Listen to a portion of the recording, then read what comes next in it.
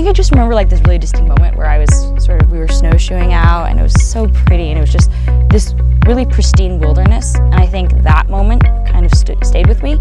And I thought, you know, it's so cheesy what I'm saying, but it's just like when you see something like that, you're like, okay, this is a landscape that I want to protect, and that I want to protect for future generations.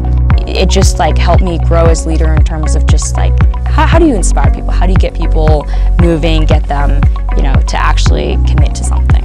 The reason why I applied actually for the EPI Leadership Award was because my teacher, Miss Leanne Erickson from Moscow High School, she recommended that I just apply for the grant and see where it goes, because she knew I was already interested in conservation. And so I applied, I wrote up this proposal, and then I got the grant, which was so exciting. What I've really enjoyed about my V-Box project is that it's really helped me grow as a leader, I think.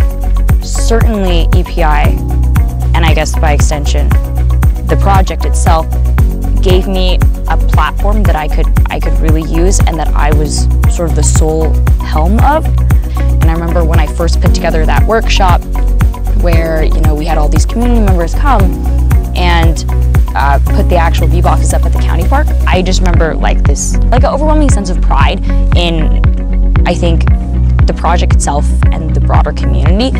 You know, if you have something that can inspire people, then it's a pretty powerful tool. And so I think EPI, BWI, Buzzin' About Bees in general, has helped to solidify that I definitely want to work in a career that involves conservation and involves field research as well. I think what could be really helpful is just sort of mentorship, how to continue to educate the broad public on conservation, which I think EPI does a really great job.